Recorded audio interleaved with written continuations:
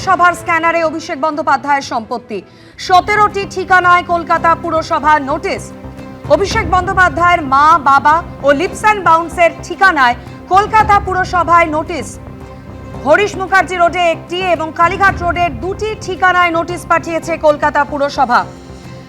প্রেমেন্দ্র মিত্র সরণির 3টি, পণ্ডিতিয়া রোড এবং ওস্তাদ আমির খান সরণির 2টি ঠিকানায় নোটিশ পাঠানো হয়েছে কলকাতা পুরসভার পক্ষ থেকে।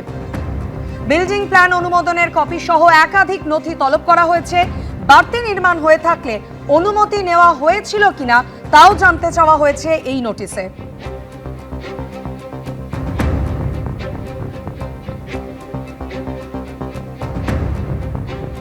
কলকাতা পুরসভা 188 হরিশ মুখার্জি রোডের এই বাড়িতে নোটিশ দিয়েছে এবং এই নোটিশ দেওয়া হয়েছে লিপস অ্যান্ড বাউন্স প্রাইভেট লিমিটেডের নামে এবং কলকাতা পুর আইন যে রয়েছে তার 401 ধারাতেই নোটিশ দেওয়া হয়েছে এবং এখানে যেটা বলা হয়েছে যে অবৈধ অংশ রয়েছে সেটাকে 7 দিনের মধ্যে ভেঙে ফেলতে হবে অথবা কেন করা হলো, ডেভিয়েশন কেন হলো সেইটা জানাতে হবে। লিফট, এসকেলেটার সেগুলোর জন্য অনুমতি নেওয়া হয়েছিল কিনা সেগুলো জানাতে হবে। না হলে কলকাতা পুরসভা নিজেই অবৈধ অংশ ভেঙে দেবে এবং ভেঙে দেওয়ার পর তার যে খরচ সেই খরচও যিনি হচ্ছেন ওনার তার থেকে আদায় করা হবে। 119 কালীঘাট রোডের এই বাড়িতেও কলকাতা পুরসভার তরফ থেকে নোটিশ দেওয়া হয়েছে।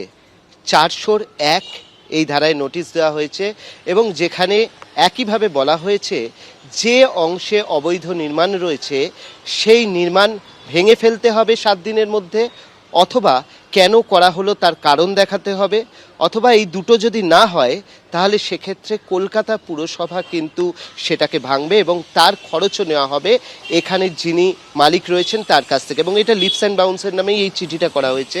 যে নোটিশ আমরা দেখতে পাচ্ছি, যে নোটিশ আমাদের রয়েছে সেখানে খুব স্পষ্ট করে লেখা রয়েছে যে এই যে এখানে রয়েছে 119 Kalighat road leaps and bounce, তার নামে কিন্তু নোটিশ ইস্যু করেছে কলকাতা পুরসভা।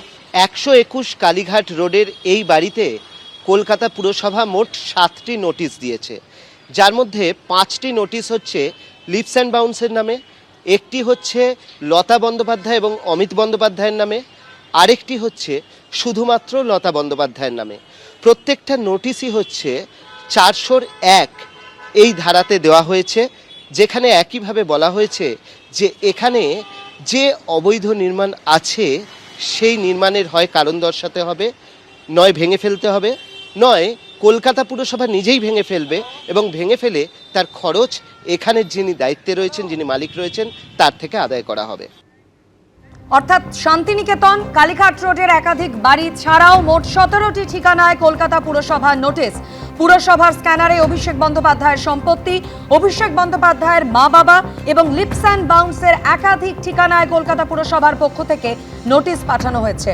হরিশ মুখার্জি রোডে একটি এবং কালীঘাট রোডের দুটি ঠিকানায় কলকাতা পুরসভার পক্ষ থেকে এই নোটিশ পাঠানো হয়েছে, যেখানে বিল্ডিং প্ল্যান অনুমোদনের কপি সহ একাধিক নথি তলব করা হয়েছে। বাড়তি নির্মাণ হয়ে থাকলে তার অনুমতি নেওয়া হয়েছিল কিনা তাও জানতে চাওয়া হয়েছে এই নোটিশে।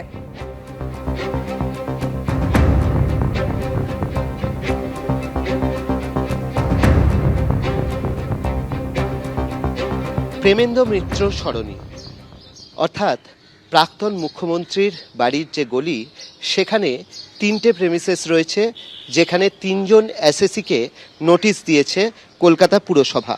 এর মধ্যে আমরা যেরকম দেখতে পাচ্ছি 46 বি প্রেমেন্দ্র মিত্র সরণি, সেখানে হচ্ছে লতা বন্দ্যোপাধ্যায় এবং অমিত বন্দ্যোপাধ্যায় তাদের নামে নোটিশ করা হয়েছে। তার ঠিক উল্টো দিকেই রয়েছে এই 29 এ প্রেমেন্দ্র মিত্র সরণি, এখানেও কিন্তু লতা বন্দ্যোপাধ্যায়, অমিত বন্দ্যোপাধ্যায়ের নামে একটা নোটিশ করা হয়েছে। এবং এখান থেকে যদি আমরা আরেকটু এগিয়ে যাই তাহলে আমরা দেখতে পাবো আরেকটি এখানে বিল্ডিং রয়েছে, যে বিল্ডিং হচ্ছে 29 সি প্রেমেন্দ্র মিত্র সরণি। এটা হচ্ছে 29 সি প্রেমেন্দ্র মিত্র সরণি এবং এখানে কিন্তু আমরা যেরকমভাবে দেখতে পাচ্ছি অমিত বন্দ্যোপাধ্যায়ের নামে একটি নোটিশ দেওয়া হয়েছে এবং লতা বন্দ্যোপাধ্যায় আর অমিত বন্দ্যোপাধ্যায়ের নামে আরও দুটি নোটিশ ইস্যু করা হয়েছে 401-এর যে ধারা রয়েছে সেই ধারাতে করা হয়েছে। এই হচ্ছে 29-C এবং এখানে মোট 3টে এখানে দেওয়া হয়েছে, আর পাশে আরও দুটি বাড়িতে দুটি জায়গায় নোটিশ দেওয়া হয়েছে। অর্থাৎ এই গলিতেই প্রায় 5টা নোটিশ অন্তত ইস্যু করা হয়েছে। সামনের মাস থেকে আর মিলবে না ইমাম, মুয়াজ্জেম ও পুরোহিত ভাতা। ক্যাবিনেট বৈঠকে সিদ্ধান্ত নিল নতুন সরকার। সরকারের সিদ্ধান্তকে স্বাগত জানিয়েছেন পুরোহিত ও মুয়াজ্জেমরা। তারা চাইছেন উন্নয়নের খাতে খরচ হোক ভাতার টাকা। রাজ্য মন্ত্রিসভার সোমবারের বৈঠকেও নেওয়া হলো একাধিক গুরুত্বপূর্ণ সিদ্ধান্ত।